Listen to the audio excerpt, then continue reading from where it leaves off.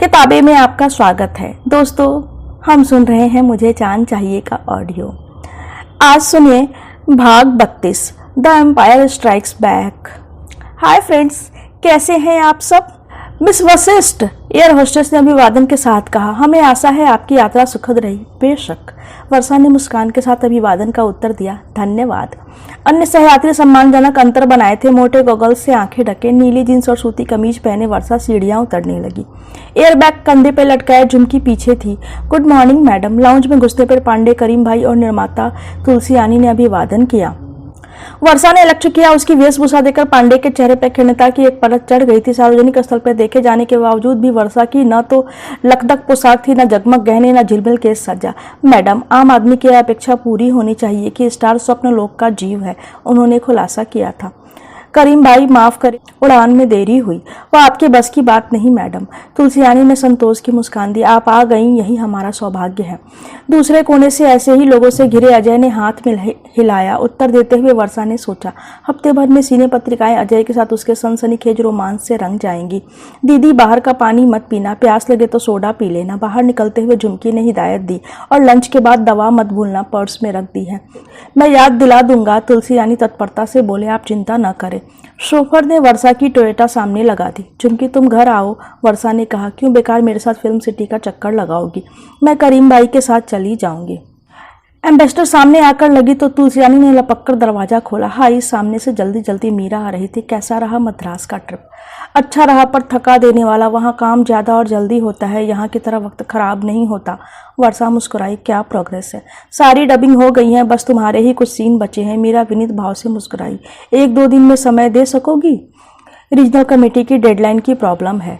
करीम भाई, कल मैं लंच के बाद आ जाऊंगी, वर्षा ने प्रार्थना की। करीम भाई की तुलसियानी से निगाह मिली। पल भर वह चुप रहे। इस कार्य व्यापार से पांडे के माथे पे बल पड़ गए थे। झोला, जींस और दाढ़ी वाला कला फिल्म वर्ग उन्हें सामान्य रूप से और मीरा सिद्धार्थ विशेष रूप से नापसंद थे। वे व्यावसायिक निर्माताओं की तरह पांडे को फोन करके वर्षा की तारीखों के लिए चिरौरी नहीं करते थे, बल्कि सीधे वर्षा के घर आ धमकते थे। बगल में बैठकर बराबरी से बात करते थे। मैडम नहीं, वर्षा जी नहीं, डियर और यार। वर्षा का खाना खाते और कॉफ़ी विस्की पीते थे। पारिश्रमिक भी कम देते थे और मनमानी तारीखें भी ले जाते थे। देर सवेर होती तो वर्षा की कार उन्हें छोड़ने भी जाती। ठीक है, हम कपिल जी का सीन कर लेंगे, करीम बोले। थैंक्स, मीरा मुस्कुराई। मीरा, हम तुम्हें कहीं ड्रॉप कर सकते हैं? वर्षा ने पूछा। पांडे के जबड़े कस गए। अच्छा, जंबो दर्शन पर मुझे छोड़ देना। वर्षा ने दरवाजे पे हाथ रख पहले मीरा को बिठाया। पांडे के चेहरे का भाव देखते हुए वर्षा ने मन ही मन मुस्कान रोकी। आपका scene madam.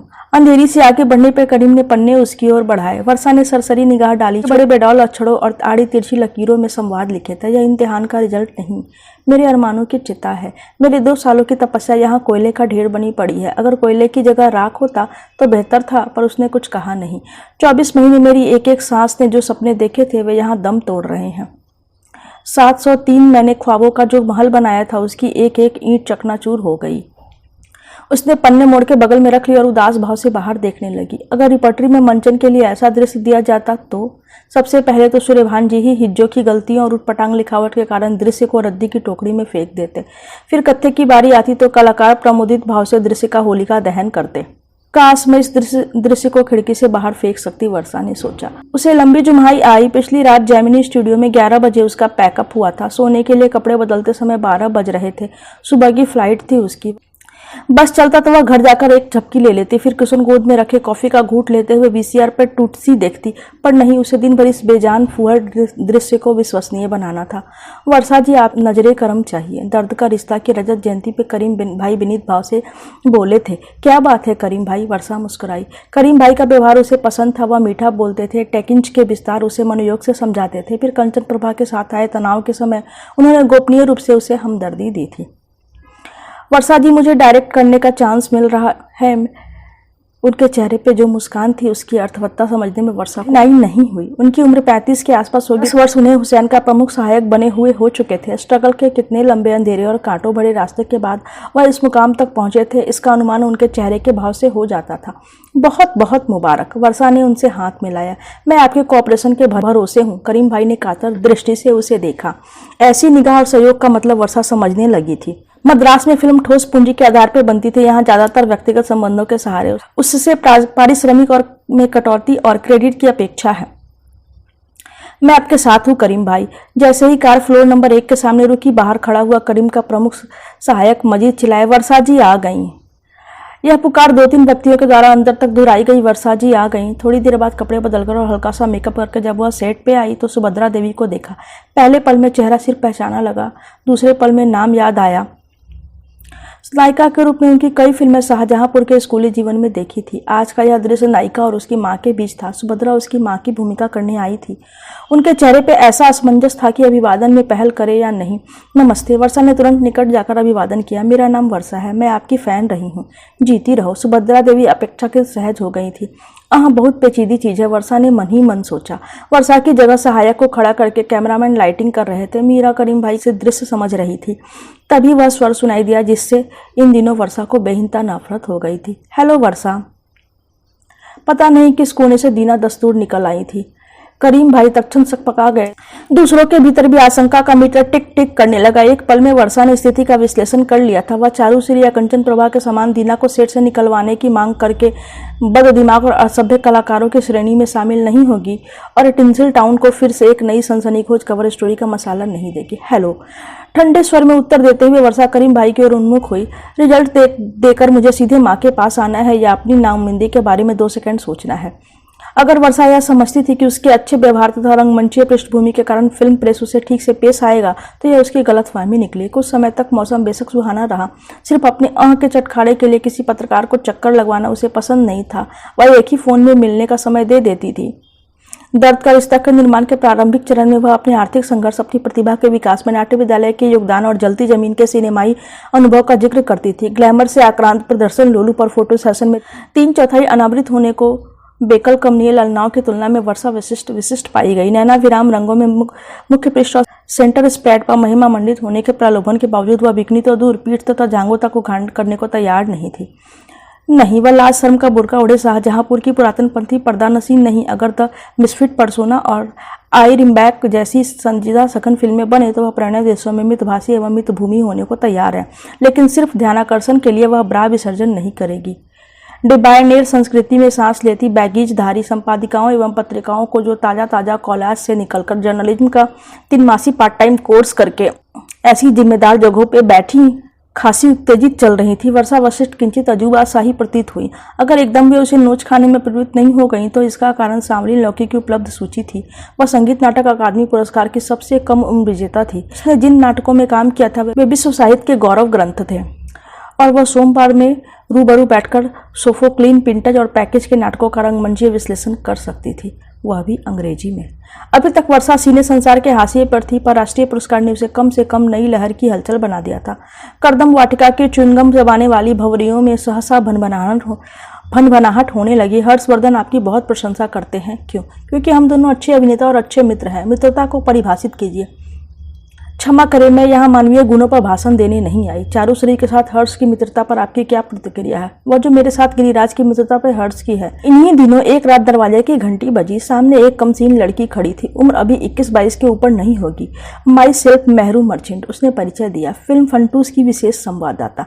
Court martial column के लिए आपका इंटरव्यू करना है। मैंने सुबह 2 बार फोन किया था पर कोई उठाता नहीं। वर्षा ने क्षमा मांगी। मेरी सुबह की शिफ्ट चल रही है, सुविधा के लिए खेद है। उसने कॉफी का प्याला सामने रखा। मेहरू ने अपनी दफ्ती टेप रिकॉर्डर चालू किया। शादी से पहले के सेक्स पे आपके क्या विचार हैं? वर्षा सन्नाटे में आ गई। अगर यह इंटरव्यू नेशनल अवार्ड की प्रतिक्रिया स्वरूप है तो शुरुआत जलती जमीन से होनी चाहिए। मेहरू ने मुंह बनाया। ओह नो, घिसे पीटे सवाल और ओल्ड फॉगीज के लिए छोड़ती हूँ। मेरा विश्वास है साक्षात्कार में मेरा व्यक्तित्व सामने आना चाहिए। मैं जान सकती हूँ और कौन से सवाल सोच रखे हैं आपने? कामसूत्र के कौन से आसन आपको विशेष पसंद है? किस उम्र में आपकी कौमार्य तिलांजलि हुई थी? 1 नाइट स्टैंड पर आपकी राय क्या है? आज की जटिल जिंदगी में आप इसे अनिवार्य मानती है ना? आप आरजी अपने मित्रों के साथ पसंद करेंगे या अजनबियों के साथ? वर्षा ने दरवाजा खोलकर भावहीन स्वर में कहा। मैं 3 तक गिनती हूँ, तुम दफा हो जाओ। नहीं, नरीमन पॉइंट और कफ पैडेड वाली जश्न गलाजत की संचालिकाएं अब उस ओर मुड़ रही थी जहां वर्षा से टकराहट अनिवार्य थी। तुम संजीदा और बुद्धिमान हो, फिल्म फेयर की वंदना भावलेकर ने कहा था, पर उन्हें सिर्फ कुछ सनसनीखेज चाहिए। इसलिए टिंसिल टाउन ने तुम्हारे जवाब तोड़ मरोड़ कर ऐसे निष्कर्ष निकाले हैं जो तुम्हारा अभिप्रेत नहीं थे। तुम कवरेज का आधार अपनी अभिनय क्षमता मानती हो और वे तुम्हारी व्यक्तिगत जिंदगी या प्रेम सेक्स के बारे में तुम्हारे विस्फोटक विचार। तुम्हारे और उनके बीच टकराव तो होगा ही। इसका निमित्त बनी आरती और अंगारे।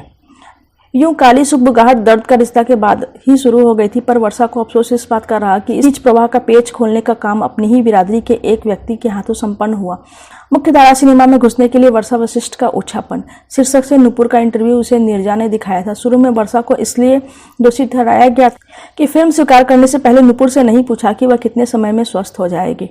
आगे की बात को अगर संवाददाता ने कलाबाजी नहीं दिखाई थी तो इसका सीधा अभिप्राय यही था कि घोड़े से नुपुर का गिना एक पुरपेच षड्यंत्र था, जिसके पीछे वर्षा का हाथ था। इस पर तुर्राया की पत्रिका की प्रतिनिधि वर्षा का पक्ष जानने के लिए उसके पास आई। वर्षा ने अपना पक्ष बता दिया, पर नुपुर के खिलाफ कुछ कहने से इनकार कर दिया। काफी उकसाए जाने पर भी वह टस से मस नहीं हुई। वर्षा ने बल दिया कि नारंग से तथ्य की पुष्टि कर ली जाए, पर प्रतिनिधि ने यह तकलीफ गंवारा नहीं की। अगर दर्द का रिश्ता फ्लॉप हो जाती तो आरती और अंगारे का मामला तूल नहीं पकड़ता, पर वह तो ऑल इंडिया हिट साबित हो रही थी। हर 2 दिन के बाद वर्षा को अपने बारे में एक नई जानकारी मिलती। सालों पुराने भूमिगत प्रेम का भंडाफोड़ शीर्षक से एक पत्रिका ने लिखा था, विश्वसनीय सूत्रों से मालूम हुआ है कि कई वर्ष पहले लखनऊ में एक लोकेशन शूटिंग के अवसर पर विमल की भेंट वर्षा से हुई थी। यह पहली नजर में प्यार का मामला था। दूसरी पत्रिका के अनुसार वर्षा के परिवार ने इस प्रेम संबंध पर बहुत विरोध किया था, पर अपने तन मन की प्यास बुझाने के लिए वर्षा अपने शादीशुदा प्रेमी के पास आ ही गई। इसी पत्रिका ने जुहू के मांगे हुए फ्लैट को विमल की सतर्कता बताया था, ताकि जलते बदन गोपनीयता से मिल सके। चौथी पत्रिका ने शोभा का नर्वस ब्रेकडाउन शीर्षक से लिखा था, विमल के एक पड़ोसी के अनुसार वर्षा विमल पांडे से शोभा अर्धविक्षिप्त हो रही है। पिछले सप्ताह आधी रात को घर से उसके चीखने चिल्लाने की आवाजें आई, फिर एक डॉक्टर भीतर जाते देखे गए। दरियागंज दिल्ली से निकलने वाली एक पत्रिका ने सूचना दी थी कि कोदा कनाल में वर्षा विमल का अवैध बच्चा पल रहा है। शुरू में वर्षा के चेहरे पे मुर्दानी छा गई। बाहर निकलती तो लगता चौकीदार से लेकर बिल्डिंग के निवासी तक सब उसे देख रहे हैं। सेट पे आती तो लगता मन ही मन लोग मुस्कुरा रहे हैं। सबके सामने विमल से बात करते हुए संकोच होता। वर्षा बहुत अपसेट हो गई है। मोन्टू की सालगिरह पे नीरजा ने विमल एवं शोभा से कहा, देखो वर्षा, यह इस पेशे का अंधेरा पहलू है। विमल बोले, अब तुम पब्लिक प्रॉपर्टी हो, आता जाता कोई भी पत्थर फेंक सकता है। आजाद प्रेस का मतलब यह है, आईपीसी में मानहानि का कानून नहीं। मैंने तुम्हें बताया था कि मैं एक खोजी पत्रकार का दांत तोड़ चुका हूँ, फिर मुझे उससे माफ़ी मांगनी पड़ी और एक दूसरे के गले में बांह डाले हंसते हुए हमारी फोटो छपी। विमल बेबस भाव से मुस्कुराए। मेरे वकील ने राय दी थी, मुकदमा दायर करने से कुछ नतीजा नहीं निकलेगा। ये लोग लिखते हैं, विश्वस्त सूत्रों से मालूम हुआ है। एक यूनिट मेंबर का कहना है, एक दोस्त ने देखा है। हम इन्हें स्रोत की आइडेंटिटी बताने को मजबूर नहीं कर सकते। मुंबई हाईकोर्ट ने इनके इस विशेषाधिकार को मान लिया है। मेरे वकील बोले, अपना स्टेटमेंट देने के लिए आपको कोर्ट आना होगा और जिस स्टार के साथ आपका नाम जोड़ा गया है उसको भी। आप दोनों का क्रॉस एग्जामिनेशन होगा। इससे ऐसे सवाल पूछे जाएंगे जिससे आपकी शर्मिंदगी 100 गुनी बढ़ जाएगी। हो सकता है विरोधी पक्ष शोभा को भी तलब करे। आपके हर पेशी पे कोर्ट में हंगामा होगा और मैगजीन को वही मिलेगा जो वह चाहती है, बढ़ती हुई पब्लिसिटी। पर वह रुकते हुए विमल संजीदा हो गए। इनसे निपटने का एक ही तरीका है, अपनी खाल को मोटी बनाने की कोशिश करो और इनको इग्नोर करना सीखो। कंचन प्रभा ने तुम्हारे खिलाफ कई इल्जाम लगाए हैं। दीना दस्तूर ने मुस्कुराकर कहा, तुम किसी भी लिहाज से सुंदर नहीं हो, तुम में स्टार क्वालिटी नहीं है। अगर अभिनय क्षमता है भी तो उसका क्षेत्र रंगमंच है, सिनेमा नहीं। हम फेयर डील में विश्वास करते हैं। तुम कंचन प्रभा के बारे में जो भी कहोगे हम हूबहू छापेंगे। अनुभव न्यूनता के बावजूद वर्षा को समझने में मुश्किल नहीं हुई कि इस पक्षपातहीन रुख के पीछे क्या है। वर्षा और कंचन प्रभा के बीच कालिक द्वंद चलेगा और टिंसल टाउन को सुर्खियां मिलेंगी। उसे कंचन प्रभा के रुख पर भी वितृष्णा हुई। वर्षा का अपमान करने से उसे ही संतोष नहीं मिलेगा। वह खुलेआम उस पर कदम बौछार भी कर रही है। यह कैसी मनोवृत्ति? ये लोग किस मिट्टी के बने हैं? उनका अहम किस फैक्ट्री से खास ऑर्डर देकर बनवाया गया है? कंचन प्रभा उसकी सहयोगी है। ये लोग मन के भीतर इतना झर के भरे साथ कैसे काम कर लेते हैं? मैं इस बारे में कोई टिप्पणी नहीं कर रही, वर्षा ने भावहीन स्वर में कहा। अब इन पत्रकारों से बात करते हुए उसकी सहज नरमी और शिष्टता घुलने लगी थी। वह मुस्कान को वह कुछ समय के लिए डीप फ्रीजर में रख देती थी। मैंने सुना है कंचन प्रभा को लेकर तुमने कोई लतीफा गढ़ा है। दीना कुटिलता से मुस्कुराया। उसे हजारों पाठकों के साथ बांटो ना। तुम किस बारे में बात कर रही हो मैं नहीं जानता, भावहीन स्वर में कहते हुए वर्षा उठ खड़ी हुई। आरती और अंगारे मुंबई में 11 सिनेमा घरों में 7वें हफ्ते में चल रही थी। 96% कलेक्शन था। दिल्ली, यूपी, ईस्टर्न सर्किट और सीपीसीआर में भी प्रतिक्रिया उत्साहवर्धक थी। दक्षिण में फिल्म इसी सप्ताह रिलीज हो रही थी। उस शाम जल्दी ही वर्षा का पैकअप हो गया। घर आई तो झुमकी खरीदारी को निकल रही थी। मैं भी चलती हूँ, वर्षा ने कहा। किसी दुकान में घुसे उसे मुद्दत हो गई थी। आलू प्याज के ताजा भाव भी मालूम नहीं थे। जीवन शैली का बदलना एक स्तर पे भला लगता था। वह बहुत व्यस्त थी। इतने समय में आमतौर से उसे महीने में दूसरे इतवार की छुट्टी मिलती थी या 2-3 बार, और जब किसी कारण से शूटिंग कैंसिल हुई थी। मन उखड़ा होने या सिरदर्द के कारण उसने नखरा नहीं दिखाया था। मेरे मूड खराब होने की कीमत निर्माताओं को हजारों रुपए के नुकसान से चुकानी होगी, सोचकर उसने अपने पर नियंत्रण किया था। उन हिंदी होने से तुम्हारा सिर भारी है, पर यूनिट के 100 सदस्य तुम्हारी प्रतीक्षा कर रहे हैं, उसने अपने आप को डांटा था। वीआईपी जीवन पद्धति सुविधा सत्कार से लबालब थी, पर वह घर से निकलती तो झुमकी लिए खुले दरवाजे पे विदा देती। नीचे उतरती तो सोफर कार का दरवाजा खोले मिलता। स्टूडियो के प्रांगण में कार के रुकते ही दूसरा तीसरा असिस्टेंट या स्पॉट बॉय कार का दरवाजा खोलता। वर्षा जी आ गई कि गूंज मच जाती। उसके मेकअप रूम के दरवाजे पर एक के बाद एक विनीत दस्तकें होती। पर्स के अलावा उसे कुछ उठाना नहीं होता था। किसी चीज़ की ज़रूरत हो तो मांगने की नौबत नहीं आती। उसके लिए अपने आप बहुत कुछ सुलभ था। अभ्यर्थना की मुस्कानें, जुड़े हुए हाथ, बढ़ाए गए गुलदस्ते, धीरे धीरे इनकी आदत हो रही थी। हवाई अड्डे पर पहुंचते ही बोर्डिंग कार्ड उसे थमाया जाता। गंतव्य पे पहुंचने पर उसे तुरंत भेज दिया जाता। पीछे दूसरी गाड़ी में उसका सामान आता। मुंबई में शूटिंग करते हुए वर्षा घर से लंच ले जाने लगी थी। सादा सब्जी, दाल, पतली पतली चपातियां। बाहर का मसालेदार खाना अब रुचता नहीं था। कभी सुबह की शिफ्ट होती या झुमकी खाना जल्दी नहीं बना पाती तो दोपहर में प्रोडक्शन की कार उसका थर्मोवेयर लेने आती। वर्षा को शुरू में अटपटा लगा, इतना पेट्रोल फूंक कर उसका खाना लाया जाएगा। पर जब दूसरों के लिए कॉपर चिमनी, दिल्ली दरबार और ताज से लंच आते हुए देखा तो चुप रह गई।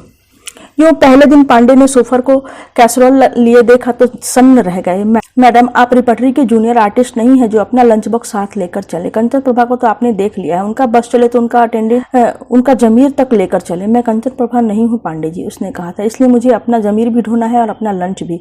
प्रीमियर और शूटिंग के सिलसिले में वह 5 सितारा होटलों में ठहर चुकी थी।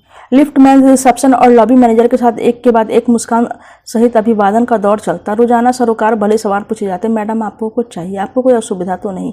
हाउस की ओर से फलों की टोकरी भेजी जाती। शिवानी को साथ लेकर एक शाम वह बार में गई तो बारटेंडर ने हाउस की ओर से उसके लिए शैंपेन खोली। ऑडियंस के सामने माप्ड होने का संत्रास भी थोड़ा झेल लिया था। आसपास के लोगों को धक्का देते हुए सिपाहियों के बीच वीर जी एवं मामा जी उसे घेर कर कार तक ले गए थे। यह मेरा ही शहर है दोस्तों, उसने कहना चाहा। मैं पर्दे पे तुमसे दूर हो सकती हूँ पर अजनबी नहीं हूँ।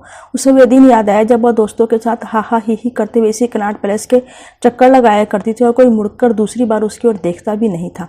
तब वह सिर्फ रंगमंच की अभिनेत्री थी। दीदी चाय दोनों ले लेते हैं। सहकारी भंडार में चुनिंदा पैकेट उठाते हुए झुमकी बोली, लाइट के लिए ताजमहल, स्ट्रॉन्ग के लिए रेड लेबल। वर्षा ने हामी में सिर हिलाया और प्लास्टिक का झोला आगे बढ़ा दिया। सामान्य ज्ञान ठीक रखने के लिए वह मूल्य की चिप्पी देखने लगी। दीदी अचार कौन सा ले लें? हर्ष भैया को आम पसंद है। एक एक शीशी सबकी ले लो, आम, मिर्च, नींबू।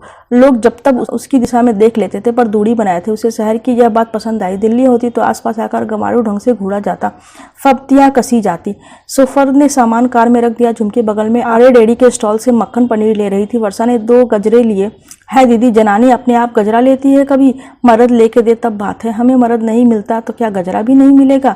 वर्षा ने बनावटी गुस्सा दिखाया था। एक बार अपने बालों में लपेट लिया, दूसरा झुमकी को देने को बढ़ते हुए एकाएक ठिठक गई। फुटपाथ पर लगी पत्रिकाओं में टिंसिल टाउन के मुख्य पृष्ठ उसके चेहरे के ऊपर छपा था, टू टाइमिंग वर्षा।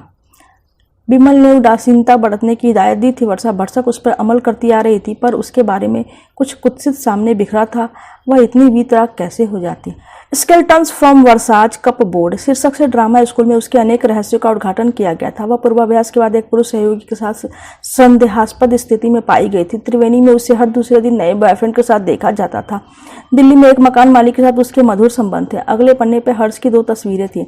शाहजहांपुर नामक छोटे से सोते शहर में अनेकों दिल तोड़ने के बाद यह मुमताज दिल्ली आई थी। यहाँ उसने जो गुल खिलाए थे उसमें हर्षवर्धन कांड राजधानी वासियों को अभी तक याद है। आगे हर्ष की वास्तविक पारिवारिक पृष्ठभूमि दी गई थी। वर्षा परिवार के ब्यौरे में कई नई सूचनाएं थी। कॉलेज में वर्षा का जेब खर्च इतना था कि उसके पिता को शाम को ट्यूशन करने पड़ते थे। कालांतर में वर्षा के उच्छृंखल व्यवहार से पिता ने मानसिक संतुलन खो दिया था और उनका उपचार अभी तक जारी है। वर्षा की मां असामयिक निधन को प्राप्त हुई है जिसके कारण दिल्ली में बेटी का स्वेच्छाचार बताया जाता है। वर्षा के बहन भाइयों को उसके नाम से घृणा है। वर्षा, सिद्धार्थ ने धीमे स्वर में कहा, अगर तुम्हारे मन में कुछ और था तो हमारे बीच जो हुआ उसमें मैं क्या समझूं? वर्षा सामने देखती रही। क्या वह बोर्डम दूर करने का एक जरिया था या सैंडिज्म में एक नया प्रयोग? ठीक है, तुम्हें कोई भी कड़ी बात कहने का अधिकार है। वर्षा को कब से आशंका थी कि यह छनाएगा और वह आ गया, अंधेरी रात में अचानक बारिश की तरह। थोड़ी सी चुप्पी, दोनों ओर तीखे ढंग से सभी चुप। जो आरोप तुम लगाए हैं वैसी कोई बात नहीं, उसने सूखे गले से कहा। तो क्या बात है? सिद्धार्थ का स्वर हमेशा की तरह नर्म नहीं था, उसमें पीड़ा का तीखापन सनसना रहा था। जब हम रेगिस्तान में मिले तब मैं लंबे समय से भावनात्मक अनिश्चय में थी, अंधेरे में थी, और जब हम मुंबई में मिले तब स्थिति ज़्यादा नहीं बदली थी। क्या तुम उनमें से हो जो थोड़ा सा भी भावनात्मक अकेलापन नहीं सह सकते? ऐसा तो नहीं, तो कैसा है? उसकी आकुलता घायल पंछी के परों की फड़फड़ाहट की तरह वातावरण में भर गई। सिद्धार्थ शुरू से ही चुप्पा और संजीदा है, सिद्धार्थ की बड़ी बहन दमयंती ने सामने बैठते हुए कहा था। वह पति के साथ दोपहर को ओबेराय आई थी और उसे सफदरगंज इनक्लेव के घर में ले गई थी। हाल में उनके चेहरे पर जो खुशी दिखाई देती थी वह सिर्फ पहली फीचर फिल्म बनाने और उसकी कामयाबी की ही नहीं है। उन्होंने वर्षा की ओर देखते हुए अर्थ भरे स्वर में कहा था। उनसे निगाह मिलने पर पल भर को वर्षा के दिल की धड़कन बढ़ गई थी। आज भी ऐसा ही हुआ। मैं सोचती थी स्थिति कुछ साफ होगी, पर समय के बीतने के साथ वह और उलझती गई। वर्षा ने गहरी सांस ली। यही कह सकती हूँ कि मैंने तुम्हारे साथ कोई छल नहीं किया। जो हुआ उसके पीछे मेरा एहसास था। जलती जमीन में जो भावनाएं कली थी वह आकाशदीप में फूल बन गई। सिद्धार्थ की तस्वीर वाली पृष्ठ पर छपा था। पहली फिल्म में रंगमंच की अनुभव संपन्न अभिनेत्री को नए माध्यम में प्रशिक्षित निर्देशक का सहारा था। दूसरी फिल्म में व्यावसायिक स्तर स्थित हो रही अभिनेत्री ने नए निर्देशक को बाजार के लिए अधिक स्वीकार योग्य बनाया। यह तो हुआ रिश्ते का सौंदर्य बोधीय आयाम, लेकिन संबंध का निजी स्तर बहुत रंगारंग एवं विस्फोटक है। ऐसा दोनों ही फिल्मों के यूनिट से जुड़े हुए एक सदस्य का कहना है। जलती जमीन के दौरान नायिका एवं निर्देशक बाहरी भीतरी आंच में तप रहे थे। लोकेशन से ज्यादा गर्म दृश्य टूरिस्ट बंगले के बेडरूम में अभिनीत होते थे। विश्वस्त सूत्रों का कहना है कि आकाशदीप के दौरान प्रेमोच्छ्वास आकाश चुंबी हो गए। जुहू के एक पड़ोसी के अनुसार जहां वर्षा अपने फ्लैट में शिफ्ट करने से पहले रहा करती थी, आधी आधी रात को सिद्धार्थ को आते जाते देखा गया है। तो यह तुमने अपना हिसाब बराबर किया है? हर्ष ने सामान्य स्वर में पूछा। तुम यह सोचते हो? वर्षा ने उसकी ओर देखा। क्या सोचूं बताओ? मैं अंधेरे में थी तुमको लेकर। हर्ष कुछ कहते कहते रुका, कुछ सोचा, आखिरकार बोला, मुझे तुमसे यह उम्मीद नहीं थी। वर्षा ने गहरी सांस ली। हर्ष विहीन दिल्ली के भेजते क्षण याद आए, अपनी स्थगित निर्जीव जीवन शैली याद आई। मैं इस दुनिया में तुम्हारी अपेक्षाएं पूरी करने के लिए नहीं हूँ, उसने स्थिर स्वर में कहा। हर्ष ने उसकी ओर देखा, जैसे नए सिरे से पहचान रहा हो। काश मुझे पता होता कि तुम्हारी अपेक्षाएं मुझसे अलग भी जा सकती हैं। काश मुझे भी पता होता। वर्षा सूनी आंखों से सामने देखती रही। जिंदगी इतनी उलझी हुई क्यों है? हर्ष नीचे देखते रहा, फिर निगाह ऊपर उठाई, पर उसकी ओर नहीं। तुमने क्या सोचा है? सोचने का समय ही नहीं मिलता। वर्षा ने घूंट सा बढ़ा। वैसे भी सोचने से कुछ नहीं होता, कम से कम मेरी तरफ। इस सवाल को इस तरह पूछा जाना चाहिए, तुमने क्या सोचा है? इस बार हर्ष ने गहरी सांस ली। वाद प्रतिवाद की गेंद अनिश्चय के कोर्ट में आ गिरी थी। मौन गहरा और लंबा था। उस दौरान लहरों के किनारे पर टकराने की आवाजें बिखरी हुई थी। वर्षा ने टिंसल टाउन का पहला पृष्ठ देखा। नई दिल्ली ब्यूरो के अंतर्गत छवि सान्याल का नाम दिया गया था। खोजी पत्रकार ने बिंदास वर्षा के नाइट गेम शीर्षक से दिव्या को उसकी पहली प्रेमिका घोषित किया था। वस्तुतः की किशोरावस्था से ही वर्षा में अप्राकृतिक प्रेम की ओर रुझान था, ऐसा उसकी एक पुरानी सफाटी का कहना है। कॉलेज में दिव्या कात्याल के सानिध्य से उसकी जो लेस्बियन कामनाएं फली फूली, किसने किसको दीक्षित किया, यह हम अपने प्रिय पाठकों की कल्पना पे छोड़ते हैं। कालांतर में दिल्ली पहुंचने पर वर्षा बाइसेक्सुअल हो गई। पुरुष प्रेमियों के साथ साथ अनुपमा एवं शिवानी उसकी प्रणय सया की केली सखियां हैं। अनुपमा के साथ तो हमारी मनोहारी नायिका लंबे समय तक जोड़बाग में रही हैं। एक पड़ोसी के अनुसार दोनों एक ही शयन कक्ष में रहती थी और देर रात तक उनकी रति क्रीड़ाओं से तंग आकर बेचारे अनिद्रा का शिकार हो चुके हैं। निकटवर्ती सूत्रों का कहना है कि इस संबंध के कारण अनुपमा का विवाह टूट गया। पाठकों को याद होगा, हाल में मध्य प्रदेश पुलिस की 2 महिला कर्मियों ने आपस में शादी की थी। हमें आश्चर्य नहीं होगा अगर कला के क्षेत्र में कीर्तिमान रचना के लिए प्रख्यात वर्षा के पास भी ऐसा ही कोई प्रमाण पत्र निकले। कई दिनों तक वर्षा की आंखों के आगे जिज्जी, जीजाजी, महादेव भैया और पिता के चेहरे उभरते रहे। मीडिया की संहारक शक्ति किसी महामारी से कम नहीं, इतना वह समझ गई थी। बहुत सुशिक्षित और पेशे में अत्यंत प्रतिष्ठित गंभीर लोगों को भी उसने जैसी तन्मयता के साथ स्टारडस्ट एवं सीने ब्लिट्स का पाठ करते देखा था, उससे उसे वितृष्णा हुई थी। दूसरों के शयन कक्ष में झांकते हुए कैसी कुत्सित मुस्कान से इनके चेहरे खिल उठते हैं, उन्होंने सोचा था। इससे यही प्रकट होता है कि इनकी अपनी जिंदगी कितनी खाली है। हमारी मानसिक विकृति का अंदाजा इसी बात से लगाया जा सकता है कि देश में 3000 से ऊपर सीने पत्रिकाएं छपती हैं, नीरजा ने बताया था। तुम्हारी प्रसिद्धि ऐसे ऐसे रूपों में मेरे सामने पहुंची है कि मैं हत प्रभु किंग कर्तव्य विमूढ़ तथा स्तब्ध रह गया हूँ। पिता ने लिखा था। कवि कुलगुरु ने कहा है, गर्मी में बरसाती वायु का स्पर्श पाकर मोर्निका के प्राण धीरे धीरे लौटने लगते हैं। जीवन पर्यंत तुम्हारे व्यवहार से संतप्त हम ऐसा ही अनुभव कर रहे हैं कि नए आघात ने मरणासन कर दिया। क्या लिखे क्या न लिखे, तुम्हारे ऊपर पहले ही हमारा अधिकार नहीं था। अब तो तुम ऐसे देश में पहुंच गई हो जहाँ का वीजा ही हमारे पास नहीं। इस लौह आवरण के रहते अपना क्रंदन कैसे सुनाए। बस यही समझ लो कि बिरादरी में ऐसी थू हो रही है कि अस्तित्व का संकट उपस्थित हो गया है। तुम्हें अपने जीवन का क्या करना है हमें नहीं मालूम। हमें इतना ही मालूम है कि पोथी पर लिखा अक्षर पत्थर की लकीर होता है। कल के दिन झिल्ली के हाथ पीले करने निकले तो कौन हमें अपनी दहलीज पे खड़ा होने देगा। पिछले वर्षों में आपने मुझे अनेक पत्र लिखे हैं। वर्षा ने तुरंत उत्तर दिया, लेकिन आपको जवाब देते हुए इतना अपराधी मैं पहली बार महसूस कर रही हूँ। मेरे कारण आपको बहुत मानसिक क्लेश पहुंचा है। मैंने कई बार गलत कदम उठाए हैं। मैं पथभ्रष्ट और लक्ष्य विमूढ़ हो सकती हूँ, लेकिन कुलटा और दुराचारणी नहीं हूँ। पोथी के सारे अक्षर सही नहीं हैं। यह कह सकती हूँ कि दूसरे देश में रहते हुए भी अपनी पारिवारिक जिम्मेदारी का मुझे एहसास है। कुलीन ब्राह्मण वंश में झिल्ली के ब्याह का पूरा उत्तरदायी तो मैं लेती हूँ और यह मंगल कार्य आपके द्वारा वर को पसंद किए जाने के बाद ही संपन्न होगा। अपनी कुख्यात बेटी को क्षमा करने का यत्न करें। पत्र समाप्त करते करते वर्षा की आंखें भर आईं। पारिवारिक द्वंद्व का यह कैसा अभिशाप उसके सिर है। जब लग रहा था कि कलेजा कुतरने वाले अतीत के संघर्षों की स्मृति धूमिल हो गई है, तो जमी हुई पपड़ी के दरारों से नए नाक फूंक काटने लगे। मैडम, पांडे ने कहा, दिव्या जी, अनुपमा जी और शिवानी जी के कुछ फोटोग्राफ्स दे दीजिए। अगर कुछ तस्वीरों में आप भी साथ हो तो अच्छा रहेगा। वह अभी अभी फोन से अलग हुए थे। उन्होंने पब्लिसिटी शिवनाथ का नाम मुदित भाव से उच्चारित किया था। वर्षा ने लक्ष्य किया था कि उनकी बेडरूम विदारू वाली से उसके संबंधी और मित्र सब विक्षुब्ध हैं, प्रसन्न थे तो केवल पांडे। यूं इस हफ्ते अपने पांवों के नीचे वर्षा को फिर जमीन का एहसास होने लगा था। तुम्हारी आशंका निराधार है, दिव्या ने लिखा था। रोहन ने मुझसे सिर्फ इतना कहा है कि अगर वर्षा टेंशन यातना शिविर से आज ही जा गई हो तो रिलैक्स करने के लिए उसे यहाँ बुला लो। तुमने सब टेंशियल कमा लिया है, अनुपमा ने लिखा था। अब जोड़ बाग के अपने कमरे में आ जाओ। अनिंद्रा के शिकार अपने पड़ोसी के लिए मैंने ट्रेवलाइजर की व्यवस्था कर दी है। डार्लिंग, शिवानी ने लिखा था। डैडी और भैया को तुम्हारे साथ मेरी मित्रता पे गर्व है, शर्मिंदगी नहीं। तुम पहली फुर्सत में मेरे पास ग्रेटर कैलाश आ जाओ ताकि हम वो सब कर सके जो टिंसल टाउन कहती हैं। अपनी विस्फोटक तस्वीरें हम खुद छवि सन्याल के पास भेज देंगे, आलिंगन और चुंबन के साथ। क्यों? वर्षा ने मेज पर रखी दिव्या की तस्वीर को एक नज़र से देखकर पूछा। आरती और अंगारे अच्छी जा रही है। लोहागर में थोड़ी पब्लिसिटी से कैरियर मूवमेंट में मदद मिलेगी। पांडे जी, मुझे ऐसी पब्लिसिटी नहीं चाहिए, वर्षा स्थिर स्वर में बोली। मैडम, यह शो बिजनेस है, पांडे ने दलील दी। यहाँ की शर्तें और पैमाने अलग हैं। हम सौभाग्यशाली हैं कि आपके सीने इमेज और इस स्कैंडल की प्रकृति दोनों विरोधी हैं। इससे दोनों ही पक्षों को फायदा होगा। टिल्सन टाउन के पाठक आरती और अंगारे देखने को उत्सुक होंगे और फिल्म के दर्शक पत्रिका का अंक पढ़ने को। वैसे अब दूसरी पत्रिकाओं तक यह बौछार फैलनी चाहिए। मैंने शिवनाथ से बात कर ली है। अपने मित्रों को इस अनचाही लाइमलाइट में लाने के लिए का मुझे कोई अधिकार नहीं है। यह सरगर्मी 4 दिन की है मैडम, फिर लोग आपके मित्रों को भूल जाएंगे। मैं अपने पेशे को अपनी व्यक्तिगत जिंदगी से अलग रखना चाहती हूँ। ऐसा कभी हो पाया है? प्रधानमंत्री और राष्ट्रपति तक को लोगों ने नहीं छोड़ा है। कोशिश करके देखने में कोई हर्ज नहीं है। हर्ज है मैडम, तब तक देर हो जाएगी, नुकसान हो चुका होगा। पांडे जी, मैं आज यहाँ हूँ, वहाँ अपने काम और कुछ मित्रों की मदद के बुते पे हूँ, स्कैंडल और पब्लिसिटी के सहारे नहीं। एक वक्त के बाद स्टार बासी हो जाता है। आकर्षण बनाए रखने के लिए यही बाहरी रंग रोगन की जरूरत पड़ती है। पांडे पीछे नहीं हटे, सिर्फ मसाला दे रहा हूँ। अभी यह स्कैंडल छपे कि विमल जी अपना घर छोड़कर यहाँ आपके साथ रहने लगे, फिर टिकट खिड़की की भीड़ आप देख लीजिए। आपका बस चले तो हर फिल्म के रिलीज पे आप 2-4 घर तोड़ दे, कहकर वर्षा अपने कमरे में चली गई। पांडे ने उसकी दिशा में देखते हुए गहरी सांस ली। इमोशन लाइए सर, निर्देशक ने कहा। आपका डायलॉग इतना सैड है और पलके ज्यादा जोर से मत झपकाइए, इस तरह से तो बिल्कुल मत हिलाइए। अजय ने हामी में सिर हिलाया। उसकी 2-3 एक वाली अवरोही इमोशन स्थायी है। आज मेरी माँ मर गई और आज मेरी शादी हो गई, जैसे संवाद वह एक ही सुर लहर में बोलता था। बोलिए। अजय कुछ पल ठिठका, फिर गंभीर स्वर से बोला। मेरी जिंदगी दुखों का जुलूस है।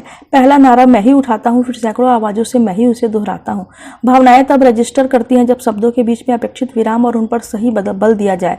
निर्देशक अपने पर संयम रखने की कोशिश कर रहे थे। मैं कहाँ फंस गया? अजय ने परेशानी से कहा। वर्षा, जरा यह लाइन बोलोगी? वर्षा ने नाटकीय अदायगी का एक नमूना दिया। चाय। 5वें रिटेक में अजय ने पहले टेक से भी खराब किया था। निर्देशक ने उसे कुछ देर सुस्ताने की हिदायत दे दी थी। वह 5-5-5 की सिगरेट जलाए ऐसे कस खींच रहा था जैसे धूम्रपान से ही टेक ओके हो जाएगी। रीटेकों के बीच वर्षा ने अपनी कूढ़न पर संयम रखा था और जब चाय का घूंट भरती हुई चुपचाप बैठी थी। मेरी जिंदगी दुखों का जुलूस है, अजय ने दोहराया। अजय की पहली फिल्म सफल रही थी। वह पहली पंक्ति का फैशन मॉडल था और शूटिंग सेटिंग की बानगी दिखाते मूवी कैमरे के सामने आ खड़ा हुआ था। वर्षा ने सुना जरूर था कि फैशन मॉडल टेस्ट क्रिकेटर और पहलवान भी अभिनेता बन जाते हैं, पर ऐसी विभूति के साथ काम करने का यह पहला मौका था। निर्देशक को उसकी कोफ्त का थोड़ा अंदाजा हो गया था। मैडम, हमारी खातिर थोड़ा बर्दाश्त कर लीजिए। बर्दाश्त तो कर ही रही हूँ, आपकी खातिर, फिल्म की खातिर, उसने सोचा था। वर्षा, कल शाम क्या किया? अजय ने पूछा। झुमकी के साथ मरीना बीच पे थोड़ा घूमी। यही पेशकश मैंने भी की थी तो तुम बोली मैं थकी हुई हूँ, अजय ने शिकायत की। वर्षा तनिक से मुस्कुरा दी। आज शाम का क्या प्रोग्राम है? झुमकी के साथ भारतनाट्यम देखने जाऊंगी। मेरे साथ जाओगी तो नाच की क्वालिटी खराब हो जाएगी। वर्षा उदास मुस्कान से सामने देखती रही। वर्षा, मुझे लग रहा है कि तुम्हारे बारे में जो लिखा गया है उसमें सच्चाई है। वर्षा का चेहरा उतर गया। तुम अपनी हर नायिका के साथ रोमांस करते हो, मैं हाथ छूने नहीं दे रही, इसलिए लेस्बियन तो हो ही जाऊंगी, उसने कहना चाहा पर अपने पर काबू किया। अभी 3/4 शूटिंग बाकी थी। कंचन प्रभा के अनुभव से वह जान गई थी कि सहयोगी के साथ तनाव के बीच काम कैसी यंत्रणा बन जाता है। दिलो दिमाग की एक एक नस तनी रहती है, फिर नायक के साथ तनाव तो और भी विकराल होगा। फिर बदकिस्मती से यह फिल्म चल गई तो अजय के साथ उसकी जोड़ी सफल हो जाएगी। साथ कम करने के और भी प्रस्ताव आएंगे। अपनी खातिर बर्दाश्त करना ही होगा, उसने सोचा। मैडम, एकाएक निर्माता सुब्रमण्यम सामने आ गए। होटल से फोन आया था आपके लिए। ए फेस इन द क्राउन की कैसेट का बंदोबस्त हो गया है। वर्षा आभार के भाव से मुस्कुराई। मुझसे दूर रहने के लिए तुम कितने बहाने कर रही हो। निर्माता के मुड़ते ही अजय ने चोट खाई दृष्टि से उसे देखा। इस फिल्म को देखने के लिए मैंने पिछले हफ्ते तुम्हें बुलाया था अजय। मैंने बहुत जद्दोजहद की है, वर्षा धीमे स्वर में बोली। कई तरह के जख्म खाने के बाद यहाँ तक पहुंची हो। मैं तुम्हारे आगे हाथ जोड़ती हूँ, मुझे अकेला छोड़ दो। लोग देख रहे हैं, कुछ अशोभनीय हो गया तो सजा मुझे भुगतनी होगी। अजय चुपचाप उठ गया। वर्षा सुनी आंखों से सामने देखती रही। खुले दरवाजे के चौखट में धूप का उजाला आकार था। उसके बाहर बाहरी दुनिया अपने कोलाहल के साथ जी रही थी। फिलहाल अपनी निजी दुनिया के साथ मेरा संबंध सस्पेंडेड एनिमेशन का है। उसने सोचा, इस समय मुंबई में हर्ष क्या कर रहा होगा। और सिद्धार्थ, वह इतने दिन से यहाँ थी, किसी ने फोन भी नहीं किया। वर्षा ने अपने को बहुत अकेला और निरीह महसूस किया। अपना जीवन संवारो। बहन जीजी ने कहा था, पिछले दिनों उसे लगने लगा था शायद जीवन संवरने को है, पर वह मृग मरीचिका ही निकली। कांटों भरे सर्पीले पथ पर अनवरत दौड़े जा रही है और उसके साथ सिर्फ धावकों का अकेलापन है। बताओ शाहिद हकीम, उसने फुसफुसाकर पूछा, वर्षा की जिंदगी में हरदम अंधेरा क्यों? आज यहीं तक। आगे जानेंगे वर्षा की जिंदगी कौन सा मोड़ लेगी, उसका अकेलापन दूर होगा या नहीं। बाय।